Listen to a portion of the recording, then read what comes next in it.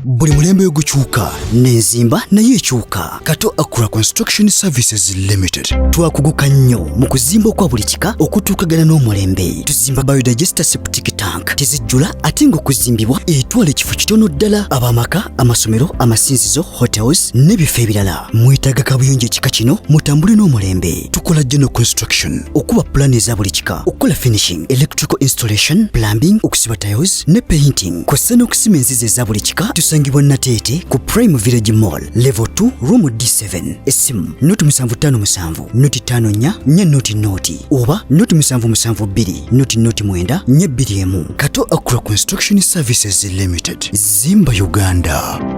Tubadde wano n'olukuŋŋaana nga baluyita Christ-Centered Education Summit.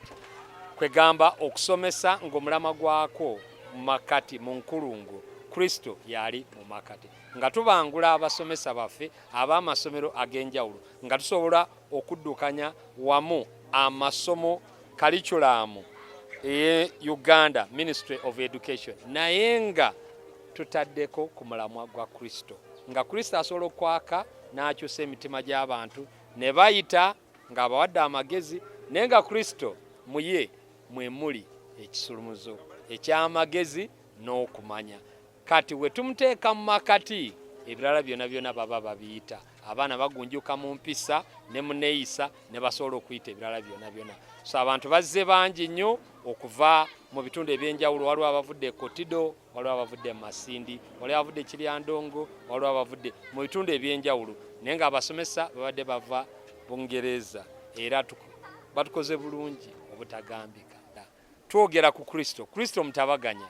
Yajja tutabaganya ffenna.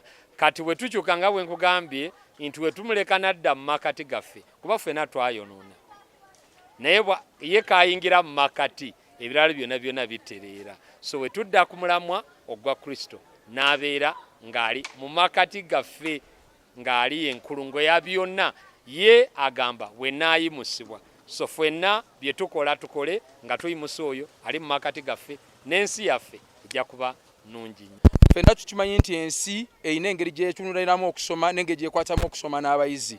Naye ffe abasumba bano naddala Dr. Freeman okuvira ddala ebungereza eyo n'abasomesa abalala nga Teacher Dunlop ne Madam Monica babadde wano nga batusomesa nti buli ssomo lyonna litandikira mu Katonda. Katonda yatandika okubala, Katonda yatandika geography, Katonda yatandika science, Katonda yatandika abantu engeri gye beeyisamu n'engeri gye babeerawo, era Katonda yasomesa n'Adamu okubanga abuulira ebisolo byonna n'abiwa n'amannya.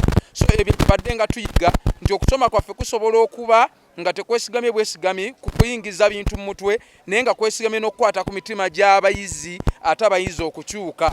Tubanga bayibadde n'enjogera egamba nti omuntu bw'ataba na Kristo ng'omutima gwe tagukutteeko ne bw'omusomesa n'akula era asobola okuva mu ssomero ng'ate ayize buyize bukulu ppya mu kubala miwendo na kubba okusinga okutereeza eggwanga n'okuligasa. So tugasiddwa nnyo era Katonda atukoze bulungi ne certificate bazituwadde.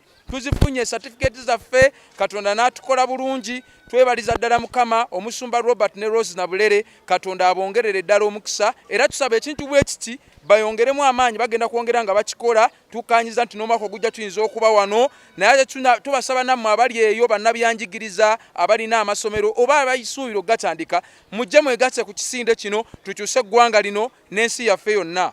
Nayize omuntu bw'oyinza okuconnectinga scriptures ate ng'osomesa kati ebyo tulaba ababa tugamba nti kati bye bayigiriza ku Kristo oba ku Katonda tebikyali relevant naye tulabye nti Katonda tuyiza kumusanga mu lessons zonna wadde okubala tumusanga mu Katonda ye nyini wa numbers mu geography mu SST mu ze kinyewunyisa okusanga tuli eyo nga tetumanyi Katonda nti ali mu lessons zaffe ate nti lesson yemu ya RA ya kumanya ebya Bible.